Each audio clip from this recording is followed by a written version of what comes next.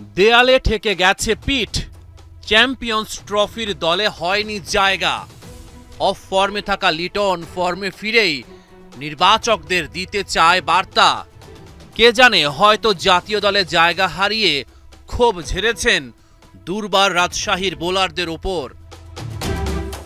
তাতে লাভটা অবশ্য বাংলাদেশের ক্রিকেটেরই হলো।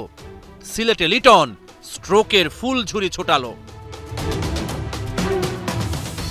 তানজিদ তামিমও এদিন আগ্রাসী।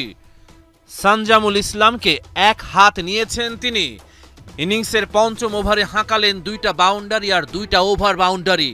টুর্নামেন্টের মাঝ পথে এসে মোমেন্টাম খুঁজে পেয়েছে ঢাকা ক্যাপিটালস। টস হেরে ব্যাটিংয়ে নেমে পাওয়ার প্লেতে তুলেছে বিনা উইকেটে 59। 24 বলে লিটনের 50, এক একটা ছক্কায় কেড়েছেন নির্বাচকদের দৃষ্টি। দল থেকে বাদ পড়ার কয়েক ঘন্টা পরই জাতীয় দলের দরজায় নাড়ছেন কড়া। 10 ওভার শেষে বিনা উইকেটে 115 ঢাকার বোর্ডে। রাজশাহীর বোলাররা চোখে সরষে ফুল দেখেছে। 35 বলে তানজিদ তামিমের হাফ শতক। লিটন তামিম তৈরি করেছেন ঢাকার বড় সংগ্রহের পথ। লিটনের উত্তাল ব্যাটিংয়ে গরম হয়েছে শীতের সন্ধ্যা, ছড়িয়েছেন মুগ্ধতা। একেবারে সঠিক সময়ে লিটনের ক্যারিয়ারের প্রথম টি20 সেঞ্চুরি। 44 বলে ম্যাজিক ফিগারে তিনি।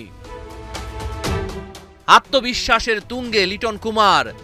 তাসকিন আহমেদের আনপ্লেয়েবল বলটাতেও মেরেছেন 4।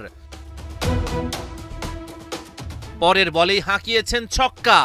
19 ওভার শেষে ঢাকার সংগ্রহ বিনা উইকেটে 231। 62 বলে তানজিদ তামিমের সেঞ্চুরি। লিটনের সাথে গড়েন 241 রানের রেকর্ড জুটি।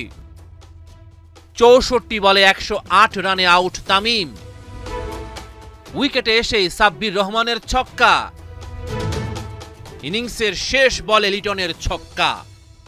এক উইকেটে 254 রানের বিশাল সংগ্রহ গড়ে ঢাকা।